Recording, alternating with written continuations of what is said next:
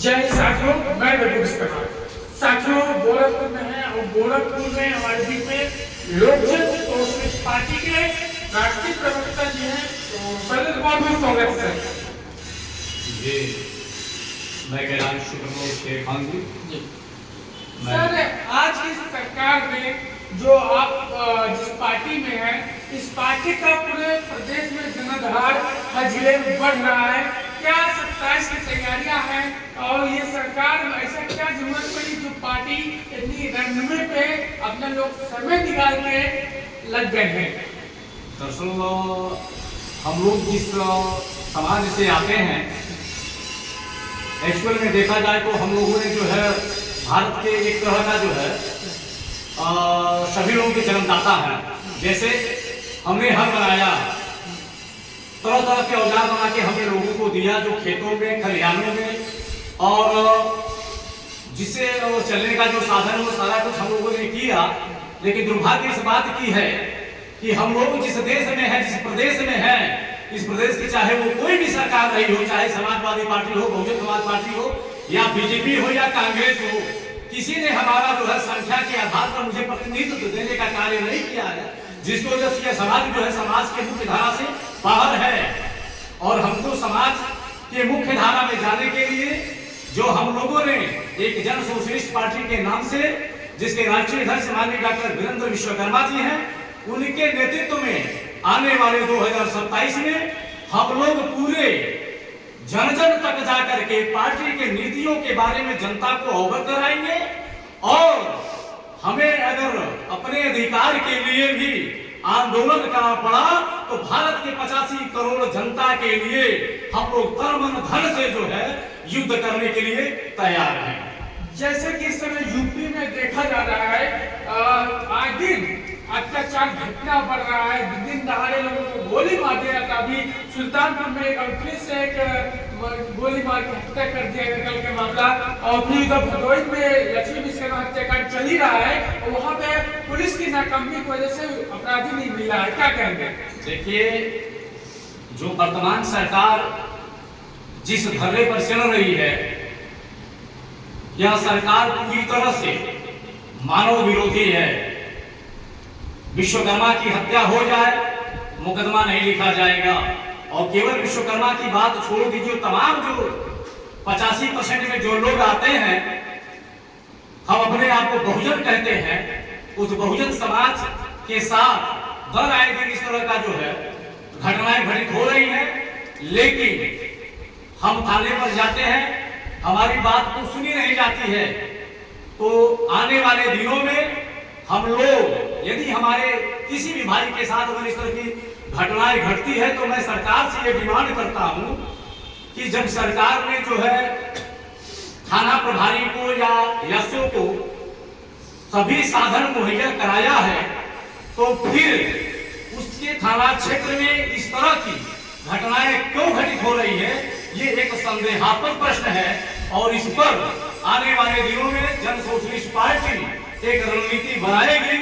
जो सरकार से मेरा डिमांड रहेगा कि चाहे वो कोई भी व्यक्ति हो, किसी की बेटी और बहन की इज्जत आबरू न लूटी जाए और किसी का हत्या न हो। और हमें इस देश में मुझे भी जीने का अधिकार है।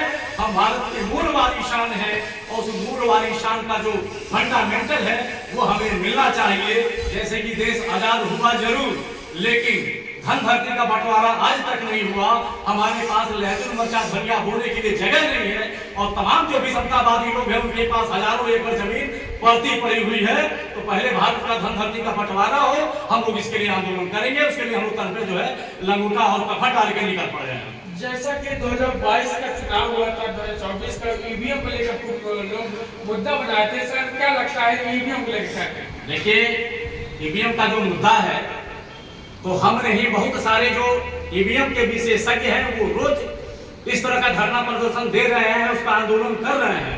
और मैं पूछना चाहता हूं सरकार से, अगर वाकई में ईवीएम सही है तो फिर आप जांच कराने के लिए आदेश क्यों नहीं देते हो?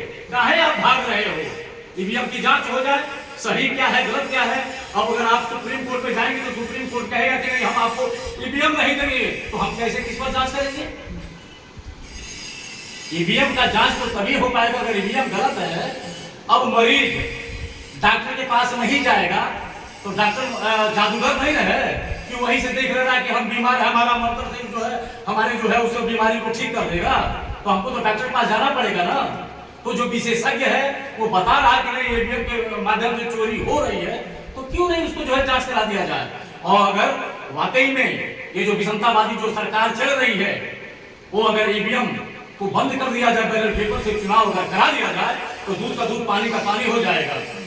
27 में आपकी पार्टी क्या रणनीति करेगी कि इस समय पूर्वांचल ले लीजिए, पूर्वांचल विभिन्न जिलों में खूब तेजी से रनिंग पे चल रही, काफी पदाधिकारी गाँव में जन चौपाल कर रहे हैं आपके राष्ट्रीय। आने वाले दिनों में जो हम शिल्पकार जातियां हैं जैसे लोहार हो गया, प्रजापति हो गया, नाई हो गया, कहार हो गया, ये तमाम जो छोटी छोटी जातियां हैं जो ऐसे जिताऊ हैं, जिनका कोई रहबर करने वाला नहीं, कोई रहबर ही नहीं है, जिनके संख्या के आधार पर उनको टिकट नहीं दिया जाता है, तो आने वाले दिनों में जन सोशलिस्ट पार्टी ऐसे लोगों का पुरजोर सहयोग करेगी, उनको टिकट देकर के मैदान में उतारेगी, चुनाव लड़ाएगी। जैसे कि उत्तर प्रदेश में शिक्षा स्वास्थ्य सबसे जरूरी है, लेकिन इस टाइम पे शिक्षा महंगी होती चली जा रही है, स्वास्थ्य देखा जा रहा है अस्पताल में सही है। आने वाले दिनों में हम लोग एक रणनीति बनाए हैं कि जो हमारा संविधान के का जो फंडामेंटल है कि हमको शिक्षा फ्री ऑफ कास्ट चाहिए, चिकित्सा फ्री ऑफ कास्ट चाहिए और सुरक्षा फ्री ऑफ कास्ट चाहिए। हमको किसी भी तरह का प्रलोभन चावल और गेहूं नहीं चाहिए। हमारे लोगों को जो है चिकित्सा और सुरक्षा और शिक्षा का व्यवस्था कर दे, सरकार से मेरा ये डिमांड है। जैसा कि 14 अप्रैल बाबा भीमराव अम्बेडकर जयंती आ रही, क्या संदेश देंगे? तो बिल्कुल जो है बाबा साहब का जन्मदिन मनाएंगे, क्योंकि वो हमारे लाम्य है और हमारे वो संविधान निर्माता है। और बाबा साहब का जो है 14 अप्रैल को हम लोग अभी तो हम लोग रविवार की मीटिंग है, उसी मीटिंग के दौरान हम लोग ये तय करेंगे कि हमें जो है बाबा साहब का जो है जन्मदिन कहाँ मनाना है। ये रविवार को मीटिंग में तय होगा और हम धूमधाम से बाबा साहब का जन्मदिन मनाएंगे, क्योंकि वो हमारे महापुरुष हैं जिन्होंने जो है हमारे अधिकारों के लिए और बाबा साहब ने जो है गोलमेज के सम्मेलन को नहीं छोड़ा, जबकि बाबा साहब का लड़का मरा हुआ था और फिर भी बाबा साहब जो है गोलमेज के सम्मेलन में गए। उनके बड़े भाई यशवंत ने कहा कि क्या तू कैसा बात है, तेरा लड़का मरा हुआ है, तुझे गोलमेज का सम्मेलन दिख रहा है। बाबा साहब ने दो शब्दों में कहा कि हमारा एक लड़का मरा है, मुझे उसकी कोई चिंता नहीं है, लेकिन मैं भारत के करोड़ों बच्चों को नहीं मरने दूंगा। हम ऐसे महान महापुरुषों के वंशज हैं और हम लोग निश्चित तौर पर बाबा साहब का जन्मदिन धूमधाम से मनाएंगे।